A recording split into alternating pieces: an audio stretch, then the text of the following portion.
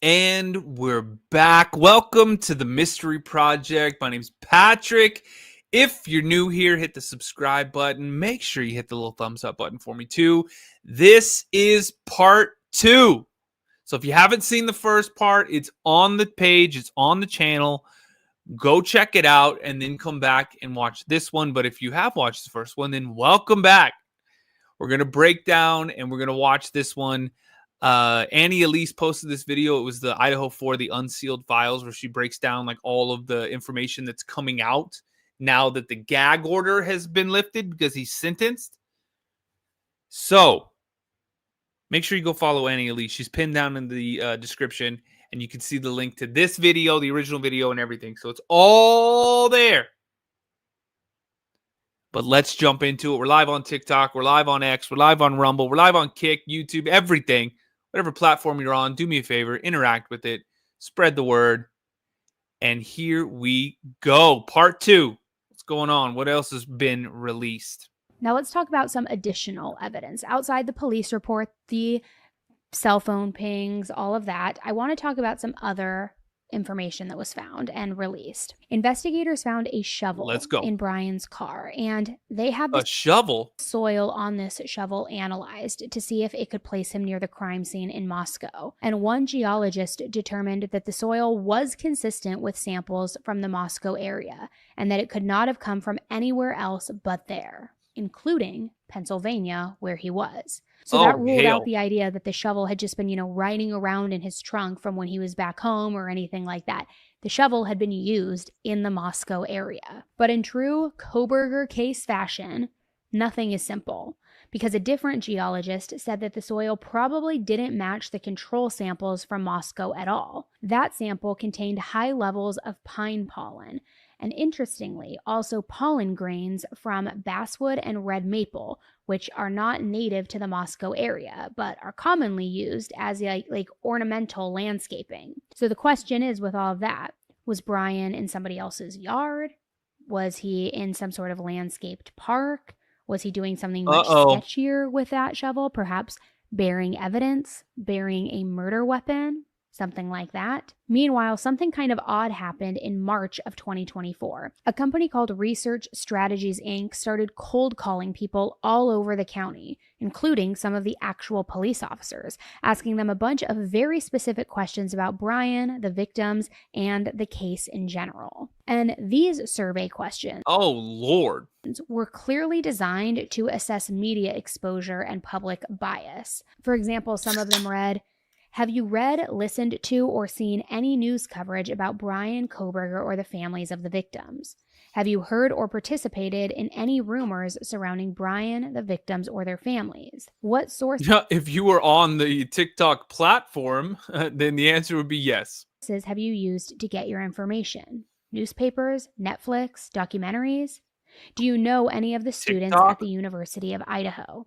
Do you feel the community has felt excess stress since the murders?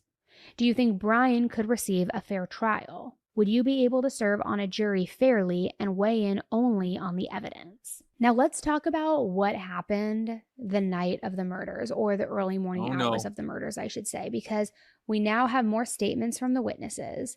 We have more information about the movements, and so I want to just go through all of that with you. Between 2 and 2:30 a.m. on the night of the murders, Maddie and Bethany let Kaylee's dog Murphy outside to use the bathroom.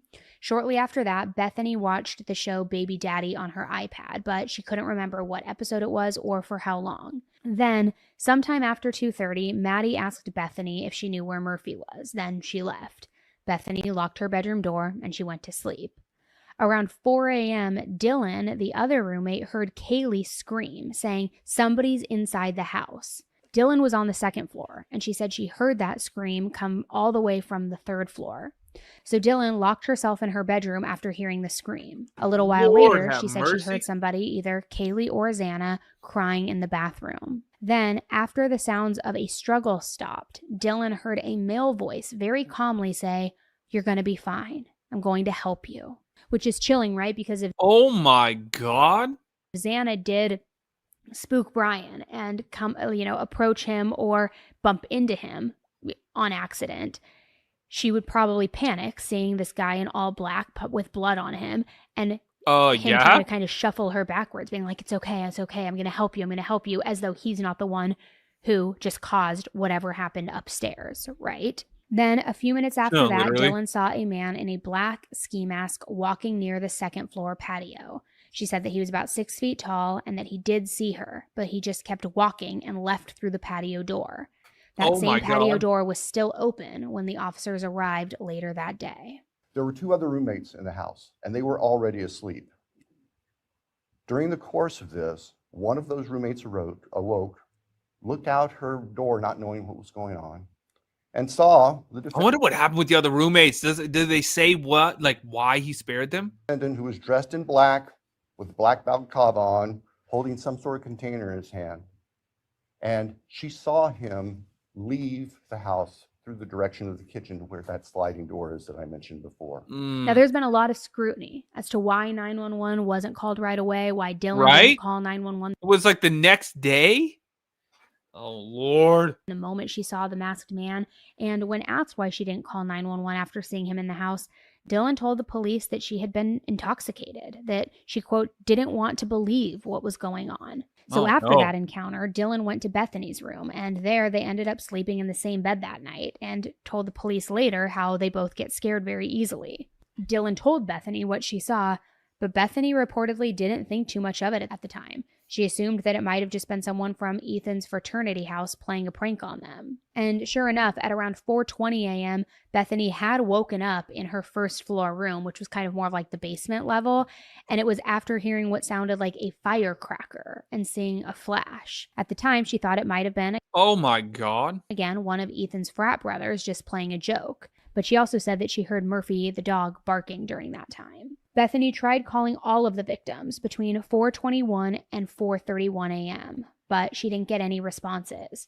She and Dylan were both still groggy, still a little drunk. They had been drinking all night, so they just went back to sleep, unsure if anything serious had actually happened or if they were just being paranoid or still so intoxicated that they didn't understand what was really happening. Bethany then woke up again in the morning, I believe it was around 7, and she had a toothache. She called her dad, who's a dentist. He told her to take some Advil and go back to sleep, which she did. And then she woke up again around 11:56 a.m. At that point, she asked her friend Emily to come over, and Emily brought her boyfriend Hunter. And that's when Hunter entered the house. That's when he saw Xana and Ethan. He shuffled the girls outside, and he directed them to call 911. Oh, Lord. Casey, thank you so much. Amber, this is the Idaho 4 case. This is like the unsealed files from the Idaho 4 case. So now that he's been sentenced and all that stuff, the gag order got lifted. And so we can hear all of like the witness stuff and like the different things that we hadn't seen or heard before. So that's where we're at right now. And by the way, TikTok, hit the follow button if you're new here. I appreciate it. And come on over to YouTube if you want to watch the video. You can actually see the video on YouTube, The Mystery Project. And if you're on YouTube, hit the thumbs up button for me. Good to see everybody. All right, let's keep going. 911 location. Oh, here's the 911 call. Is there emergency? Something is happening. Something's happening in our house. We don't know what. What is the address of the emergency? Damn, she's nonchalant, huh?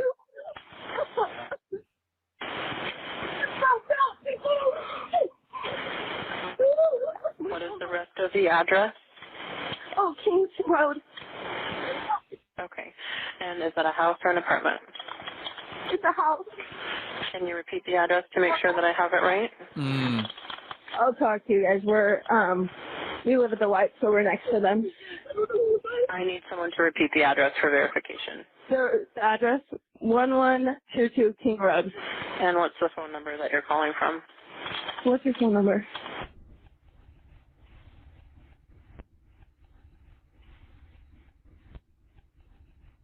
Man, do you ever think that like the 911 operators, like after like a case like this gets as big as it is, they're like, man, I wish I didn't sound so nonchalant on that phone call.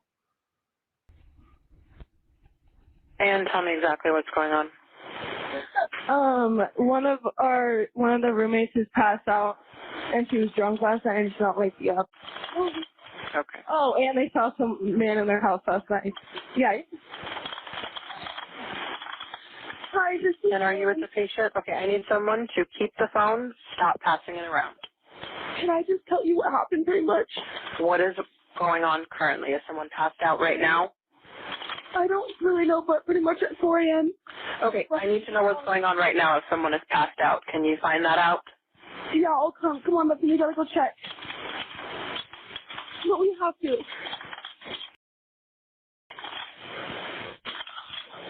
They go back in. Is he passed out?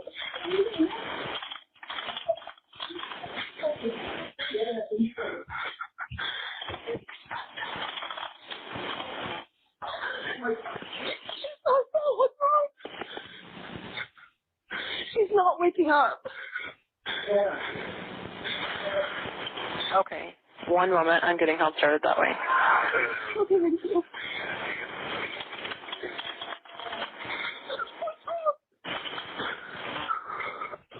Oh my God.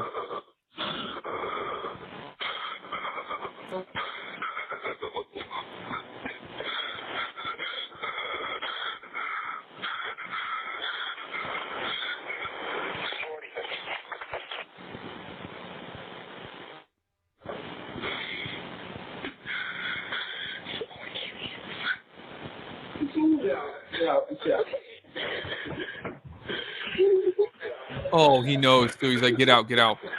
Okay, and how old is she? She's 20. 20, you said? Yes, 20. Here's one. Okay. Hello?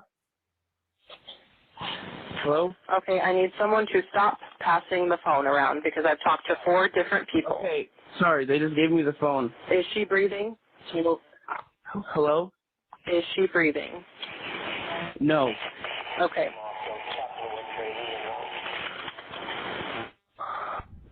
Whoa.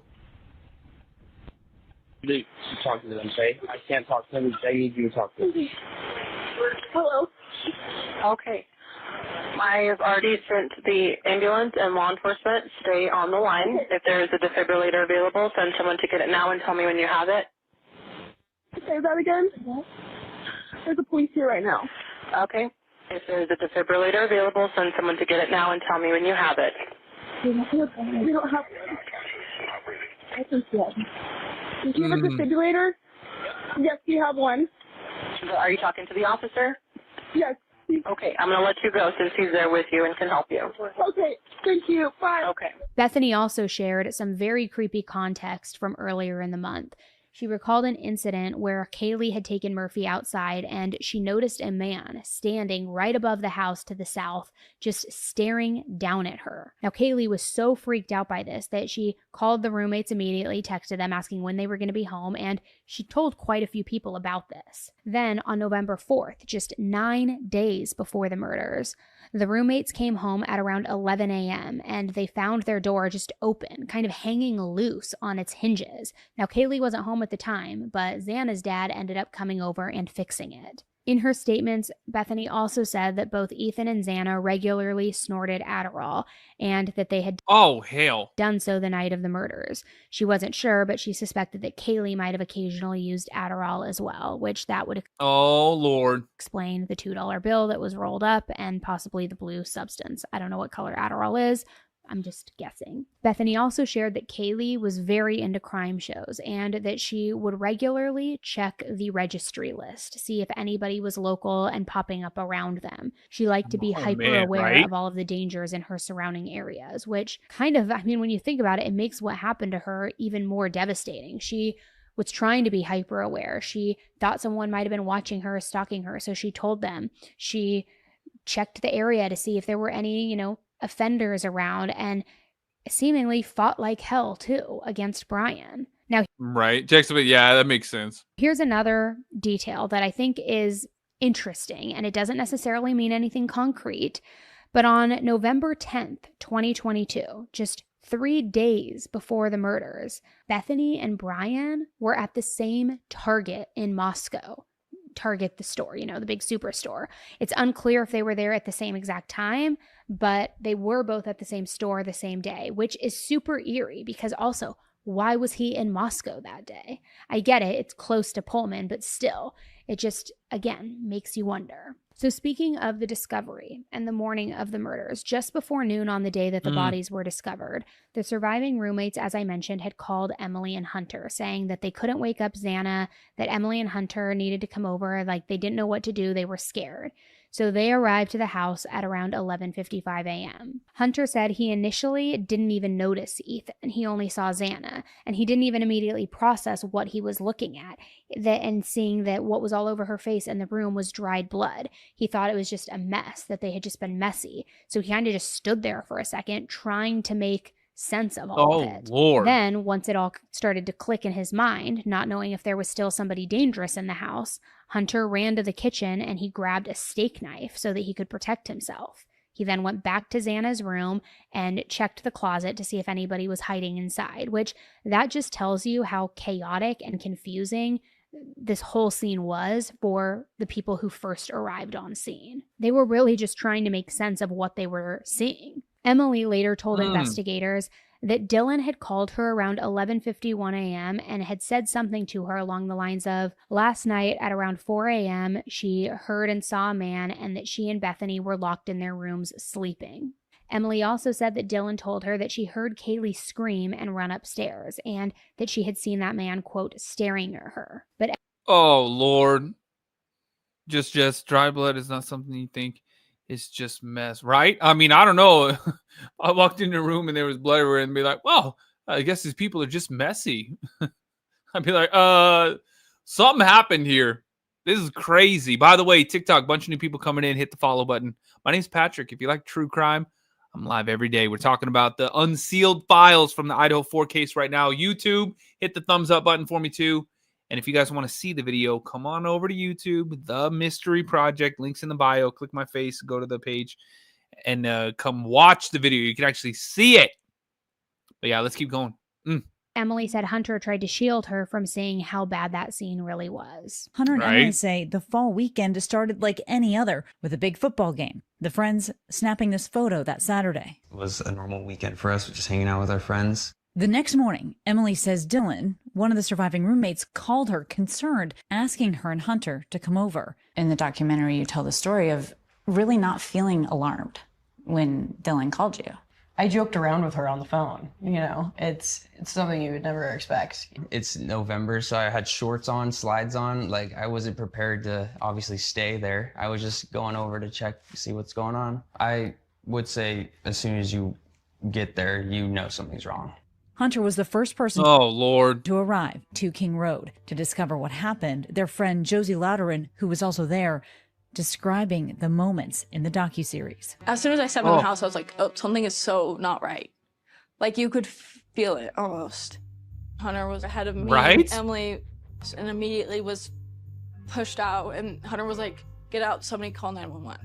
You hear Hunter on the 911 call, telling the girls there was an unconscious person, protecting them from the graphic details. Is she breathing? No. How did you remain so calm in that moment? Truly, in my heart, I believe God was with me that day, and he gave me the strength to get through that day.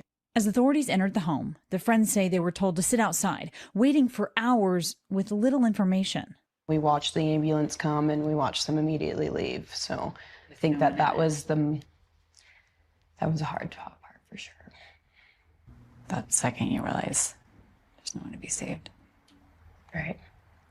Their best friends inexplicably murdered. Not knowing who was responsible or why, they feared for their own safety. We just left to get away. Right. Be safe. Yeah. Is our You didn't mindset. feel safe? No.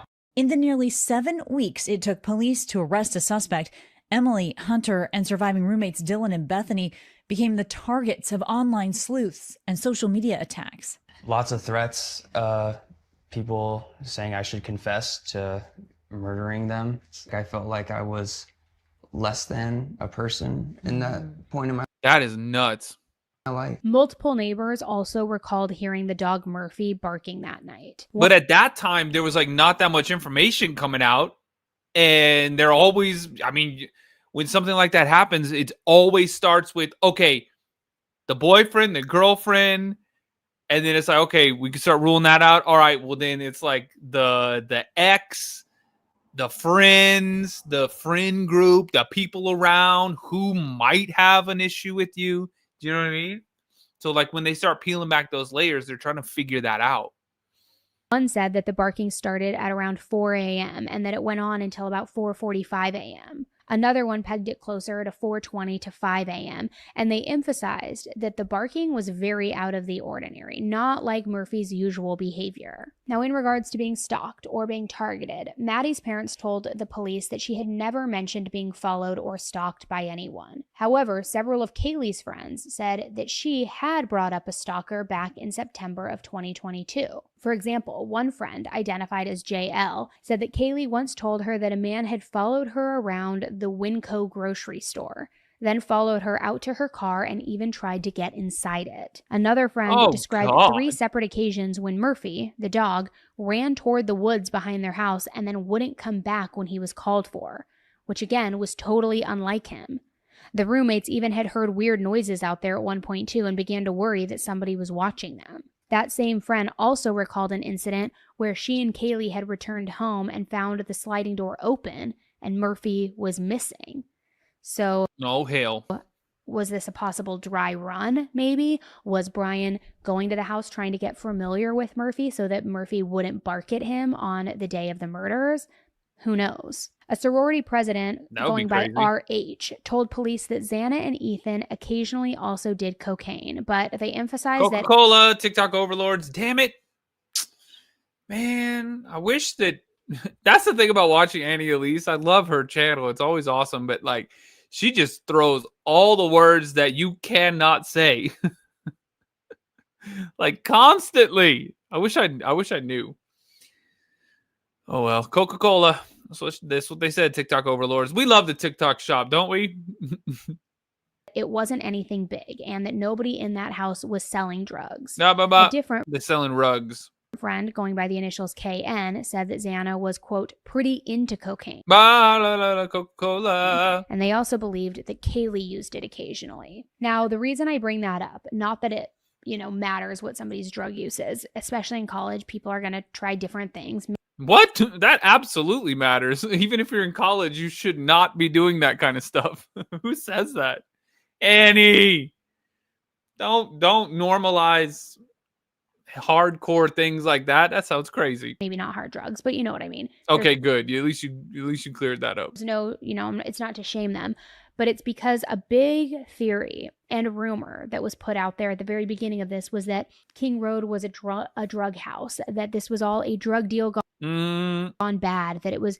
Oh, when that stuff's around, I mean, people are going to think that. Somebody retaliating against them, that Bryan's being framed for this, and that, like, it all leads back to drugs, which I know a lot of people still believe that as well. I personally don't. I think Bryan's the guy. I think they got the right guy. I think it was because he wanted to see if he could get away with murder. But I just want to give you all of the details that are released so that you can, of course, form your own conclusions and decipher it how you want. Now, what's weird is in a possible pre-crime sighting, a woman living just 0.13 miles from the house told the police that either in August... That's an awfully specific 0.13 miles. Why didn't you just say like a couple hundred feet? Or September of 2022, she and her daughter saw a man in their yard who was just pacing around and looking very nervous. She described him as having curly hair and a big nose. And she also later said that she was 92% sure that it was Bryan Kohberger. He walked past their house, disappeared. There's some awfully strange figures there. 92% sure. Then returned 15 minutes later, walking that same route in reverse. Again, trial runs, getting comfortable, casing the areas, who really knows? Another reporter reported seeing a white sedan parked in the area for over an hour back in June or July of 2022. So could that have been Bryan doing early surveillance? One especially eerie tip came from a Walmart employee because while a detective was browsing the knife aisle, the employee mentioned that 2 to 3 weeks earlier, a white, college-aged guy had come in and it was asking for a black ski mask that would cover his whole face. She said that he was taller than she was and that he had a tan complexion, which doesn't quite match Bryan Kohberger, but because they only had camo masks, he left and didn't buy anything. Now let's talk about the DoorDash of it all, because this has been a recent development over the last couple of months, and some people suspect that it's why Bryan wanted to accept a plea deal to begin with, because he was so spooked that this DoorDash driver saw him. So the DoorDash driver with the initials of MM made 3 deliveries to the King Road, Queen Road area that night. Her final stop was 21122 King Road, and it was just before 4 a.m. She said that the porch light made the house number. How can you get DoorDash at 4 a.m.? How much did they pay for that? I feel like DoorDash at 4 a.m. is going to be like $600. Difficult to see, so she ended up hanging around for about 15 minutes. She said that she initially parked out front and she saw a woman in the 3rd-story bathroom a few times during this time. Then, because the delivery app told her to, she circled to the back lot and started walking down the road that runs just east of the house. That's when this light-colored sedan pulled up next to her. She described the driver as white with red or blonde spiked hair and a light-colored collared shirt, saying he was, quote, completely zoned in, just tunnel vision on whatever his task was. She didn't recognize the car or the driver, and then she walked back to her Subaru. Surveillance shows that at 3:58 a.m., Bryan's white Elantra pulled in right behind this DoorDash driver's car, but she never reported seeing it. Police eventually determined that the light sedan that MM had described was actually a light-colored SUV that left shortly after. Again, she reportedly never saw the Elantra at all, yet in a recording that was dated September 4th, 2024, she is reportedly heard saying, "I saw Bryan there. I parked right next to him." Oh, no.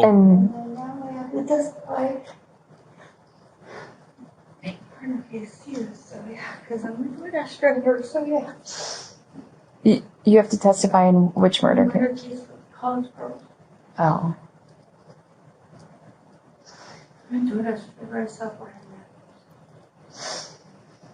Another delivery driver also reported seeing someone who looked like Bryan back in 2022, saying that he was wearing all black with unusual, quote, boxing or elf shoes, and that he was standing on a... What? I never heard anything like that. That is crazy as hell. By the way, real quick, TikTok, a bunch of new people coming in. Hit the follow button. My name's Patrick if you like true crime. We're live every night. We've been live every night. Welcome in. And if you want to see this video, we're live on YouTube right now. The Mystery Project. That's the name of my YouTube channel. Come on over. The link's in the bio. You can see the video. If you're watching on YouTube, hit the little thumbs up for me. But everybody hit the follow button. Keep tapping the screen. Let's keep going. A footpath near Terraview Drive, which had a direct view of many female tenants. Then in late 2024, police started getting repeated calls from a woman with the initials HH, and she was claiming that she had evidence to exonerate Bryan. But despite multiple conversations, she never actually shared any of that evidence, and she admitted that she had never seen him and had never spoken to him. So it seemed like somebody maybe... Man, what the hell do people do? Why would you do that? Just for like notoriety, just to like get like, I'm part of this. Just make shit up. They should like put those people in jail. I guess they could, huh? If they like file a police report, you could get charged for filing a false police report. But just put them in jail for like a month. Be like, really? You want to just make shit up? Okay. Boom. Jail. Just looking for clout or someone trying to just like throw a wrench in the investigation.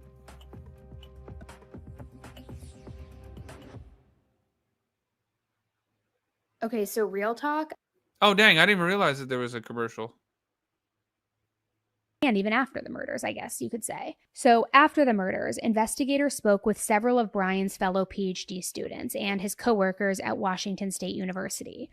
And let's just say not everybody had glowing things to say about him. One fellow teaching assistant said that he had, I thought it was like nobody had anything good to say about him. quote, considered Bryan a friend, even described him as being very intelligent, but also very selfish. He claimed that Bryan would regularly mislead him about their shared assignments and that he would dump his own workload onto him. He added that Bryan was, quote, frequently 20 minutes late to their classes, and that he liked to discuss his area of study, which was criminal decision-making and burglary-type crimes. That same TA said that Bryan came to his dorm room around the time of the murders and was acting very strange, saying he was, quote, talking much more than usual, and acted like, quote, someone who wanted to vent. The same Oh, Lord. student also told police that he had noticed visible injuries on Bryan's face and hands on 2 separate occasions. This was in October and November of 2022. One of the injuries was a large scratch on Bryan's face that looked like fingernail marks. Another time, he noticed wounds on Bryan's knuckles. And when he asked Bryan what happened, Bryan had said that he had been in a car accident, which we haven't been able to find any report of that. We didn't see any damage to his car, so it begs the question. If he had scraped up knuckles and You already know what I'm going to hit. Oh, really, Bryan? Is that what you think? Why the fuck you lying? Why you always lying? Oh my God. Stop you fucking lying. Crazy as hell. fingernail markings on his face in the days leading up to the murders, or weeks leading up to the murders too. Did he go for a trial run? Is there another victim out there? What caused those? And why would he lie about a car accident? Another coworker at WSU told police that Bryan used his position as a teaching assistant to, quote, inappropriately interact with female students. The man said that Bryan really wanted a girlfriend, and he added that the two of them had talked about how Bryan wanted a girlfriend on many occasions. Oh, God. Bryan. God, see, this dude pisses me off with that stupidness. And any dudes out there, if you really want a girlfriend, act like you don't want a girlfriend. What? I'm just kidding. But don't do that, though. I mean, this dude sounds crazy as hell. I mean, he is crazy as hell. We know that now. Bryan also asked his coworkers for help defending himself against misconduct allegations from a professor, but the coworker refused, saying that he thought Bryan was a dishonest person. Now, again, not to harp on the whole incel theory of it all, but if him wanting a girlfriend was always the topic of discussion, that if you're familiar with any incels or Elliot Rodger, you know that is like they get tunnel vision. That's the only thing they can think about is, I want a girlfriend. Why are other men getting girlfriends and having sex and I'm not? Why me? Why me? All of these things. And it ends up creating such a deep-seated hatred for women, for men, because they have everything in life that he doesn't have and will never have. Now, text messages between professors at WSU also show that Bryan was definitely not a favorite among the faculty. In August of 2022, one professor asked, do you want to take Kohberger? He listed you and blank as people he was interested in working with. The reply was, if I must. Then on September 14th, another professor wrote that they were trying to stage a, quote, intervention because Bryan had apparently offended multiple female students. It's shocker. It's like nobody wanted anything to do with this creep. Not the students, not the teachers, certainly not the majority of the female population, right? He was a creep. He was a loser. He was a little douchey twerp. I mean, through and through. Oh, damn. Now, one woman that he did connect with on Tinder, he had matched with her on Tinder, said that they did bond over horror movies. When she mentioned liking the Rob Zombie movie Halloween, or like the many versions of Halloween, Bryan apparently asked her what she thought the worst way to die would be. You what? To which she replied, by a knife. Then he followed up that statement by asking, like a K-bar knife, which I gotta say is just incredibly on the nose. He said that?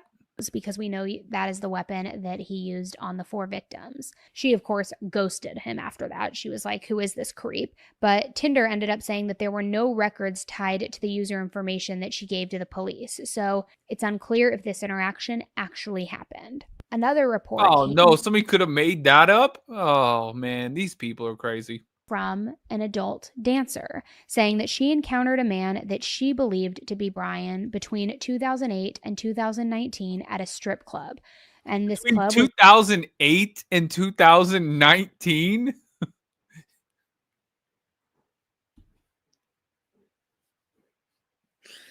I encountered a man that looked like Bryan Kohberger sometime between 2008 and 2019. Was about 2 hours away from his home in Pennsylvania. She said that he was the only customer there during her stage set and that he muttered about, quote, wanting to kill people. She said that he muttered this under his breath at least You didn't call the police?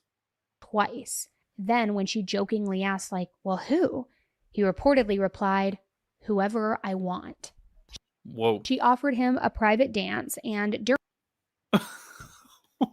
You what? Oh my God, that is crazy. She's like, man, I gotta get this money. He's the only person in here, even though he's saying some wacky stuff. You want to dance? Holy shit. during which he allegedly insisted that she look directly at him in the eyes. And then he asked weirdly personal questions like where she lived, what kind of car she drove, and she says that she found it incredibly creepy. So she didn't like it. Right? It put a bad taste in her Oh mouth, my and he God. never came back to the club again. Another tip came in from someone who claimed that Bryan had taken PhD courses at Oklahoma State University. They alleged that he became close with a professor whose initials are JD, who gave him a K-bar knife and also encouraged violent ideation. The same witness said that Bryan had, quote, a sloppy homicidal mindset, and possibly Man, this dude is nuts. even had a psychotic break. They also claimed that the professor was a, martial arts instructor and a predator who, quote, initiated Bryan into brutality. But here's the catch with all of this. This witness had submitted 36 tips to the FBI in the recent years, and the police couldn't verify that Bryan ever even attended Oklahoma State. So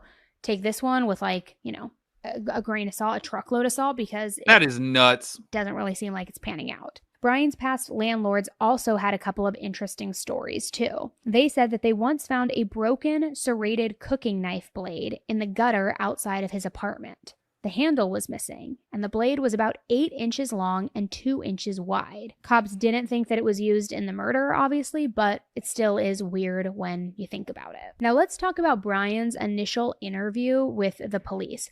During his initial interview, Bryan talked a bit about his background and how he was interested in criminal justice. He also mentioned that he had once considered becoming a police officer, but ultimately didn't pursue it because he didn't want to commit to that path unless he was, quote, absolutely sure. Then, when one of the detectives brought up the quadruple murder, the deaths of all of these victims, Bryan immediately acknowledged it.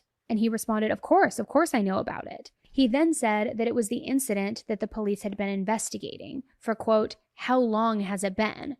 Which is kind of a strange way to refer to a quadruple homicide investigation that he was potentially involved in. Like, that is crazy. How long have you been investigating that incident? Of course I know about it. Then, when he was asked why he wanted to be a professor instead of a cop, Bryan said it was because he loved being in college. He said that to him, quote, knowledge was far more important than money. Which to me, I wonder if the reason he loves school so much is because that's where he's noticed. That's where he excels. He gets straight A's or whatever. So it's like, maybe that's the only thing in his life that ever made him feel proud or accomplished, and that's why he likes school so much. Then at one point, Bryan also shared a little bit about his personal beliefs. He says that he was raised Christian, but that he had always been skeptical. Except, interestingly, when, quote, he was confronted with the beauty of the natural world, which almost felt like poetic in a way that kind of makes you wonder, like, was he trying to sound profound, philosophical even? Or was this more of just like the intellectual persona that he clearly wanted to present? But to be like, I've always been skeptical until I was finally confronted with the beauty of the natural world. I mean, no. Now let's talk about prisoners who have encountered Kohberger since all of this. This dude is nuts. What in the hell? Okay, TikTok, hit the follow button if you're new here. Come on over to YouTube. But y'all, my name's Patrick. If you like true crime, we're live every night. I got to jump off the TikTok machine. So if you guys want to finish this one, we got about 10 minutes left. Come over to YouTube, The Mystery Project on YouTube. The Mystery Project on YouTube. Come on over and finish this one with us. But hit the follow button. Come on, y'all. Links in the bio. The Mystery Project. I'll see you guys over there. You guys know how we have to close out the talk, because it gets a little too much for talk sometimes. All right, let's go. And YouTube, hit the thumbs up button. We got like 50 people watching. Let's get 50 likes. Come on. This first went down. A male inmate who encountered Bryan in jail did not hold back. He called Bryan, quote, a weirdo, and he said that he would have assaulted him if he wasn't worried about getting into more legal trouble. That same inmate said he had no doubt that Bryan committed the murders, adding that, quote, his eyes tell a story. Another inmate, I mean, for real, though, that dude's got some soulless looking eyes. Who was housed next to Bryan had a more nuanced take. He described Bryan as, quote, highly intelligent and polite for the most part. He even called him, quote, the smartest person he had encountered while in confinement. But even that inmate admitted that Bryan had some very strange habits. He said that Bryan would, quote, wash his hands dozens of times every day, and that he would spend 45 minutes to an hour in the shower. He would also be awake almost all night, and he would only take a nap during the day. Bryan apparently would, quote, often question him about his past criminal offenses and why he was in the maximum security wing. Almost like Bryan was trying to study him. The same inmates said that there was really dear God, only one time that Bryan ever lost his temper. He had been video chatting with his mom, which he apparently did for hours. And during one of these calls, this inmate was like watching a sporting game in the background and casually said, like, you suck, presumably to the players. But Bryan immediately jumped up, got in his face, face to bars, and aggressively asked if the comment was about him or his mom, which I gotta just say, kind of a mama's boy. But also, for someone who studied criminal behavior, Bryan definitely was not great at managing his emotions. The inmate also mentioned that Bryan seemed clearly he's not good at managing anything, because he murdered 4 people. Excited to be transferred to Ada County. What do you think he could manage? Which kind of might. He managed to land himself in prison for the rest of his life. That's about it. Say something about how isolated or uncomfortable he was at the initial facility. Now, something else that has popped up that just makes me so enraged, and this came up just recently over the last few days, is that there still, as we know, is a big camp of people who call themselves the pro-burgers, who say Bryan's innocent. The what? He only took the plea deal because he's scared to get the death penalty, that he's being framed, blah, blah, blah. There's something bigger, all these things. But as if that's not bad enough, right? And as if it's not bad enough that all these people on YouTube are like pushing that the roommates are involved and that Bryan's innocent. Some people have even gone as far as immediately following the sentencing to threaten the victims' families. One person even text messaged Kaylee. That's nuts. Kaylee's mother saying, I was in the courtroom during the sentencing. I sat right behind you, and Bryan Kohberger is innocent. I know a lot of wannabe serial killers, and don't worry, I've given them your address. I mean, just very scary and like unhinged behavior. At this point, the families should be left alone. All they should be worried about is grieving, getting closure, getting peace. Yet these squads are still screwing with them, threatening them, reaching out to them, saying Bryan's innocent, that he was wronged, slandering the roommates' names. It's so horrible. And it's like, if you are one of those people and you are hearing this or watching this, you deserve whatever karma is coming your way. You are sick in the head.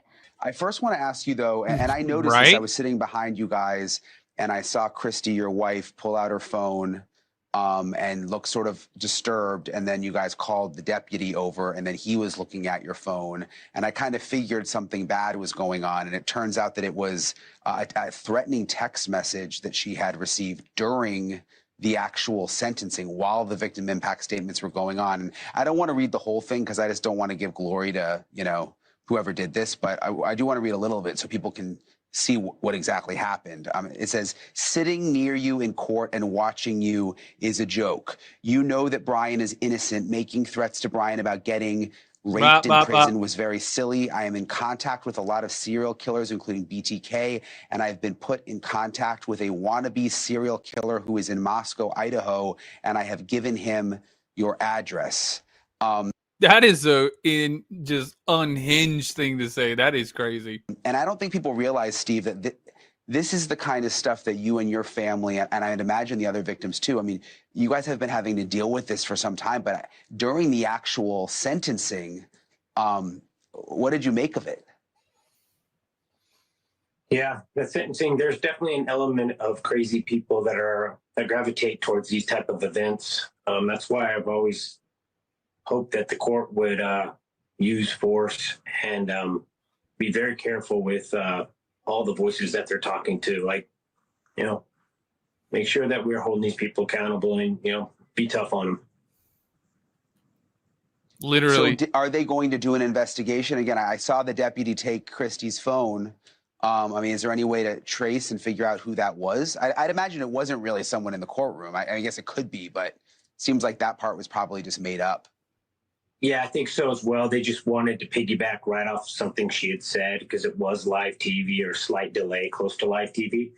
And it was accurate, So we did pass it on to our lawyer, and he started working with the investigators, and they're definitely going to, or if they already haven't, tracked this person down, and they'll be held accountable. I spoke with Olivia yesterday, your daughter, and your victim impact statement was obviously really just intense, and hers was intense, and both are getting a lot of attention. I think have really sort of inspired the world in a way. She told me that she felt relieved after the hearing, that she actually did feel just a little better in general. Did you feel the same way? I mean, how are you doing now? Yeah, to be honest, I felt great because I felt like the first time the courtroom had a representation that was in harmony of our family. We're not going to sit there and honor a mass murderer and say that he can sit on his butt because he was honorable to the sword. He was honorable to the judge. Of course, he's going to be honorable to the judge. The judge is going to decide if he lives or die, but he wasn't honorable to us. And if you're not there for the victims, then what's the reason at the courtroom, So for the first time, we set the tone, and we wanted to have some power in that courtroom and dictate some things to him. So then he was just sitting there getting railed on. Oh my God. Well, that was it, y'all. That's crazy. That's a lot of just crazy stuff right there. I can't believe that. Do me a favor, though. Subscribe if you're new. Hit the thumbs up button for me. Let's get 50 likes before you guys leave. And if you want to, this is going to kick you out and send you over to the haunted side on YouTube. Go check out some of that, y'all. That is my paranormal investigation channel. It's going to just automatically direct you over there. Go check that stuff out. Go like that video. And I'll see everybody tomorrow. Y'all be safe.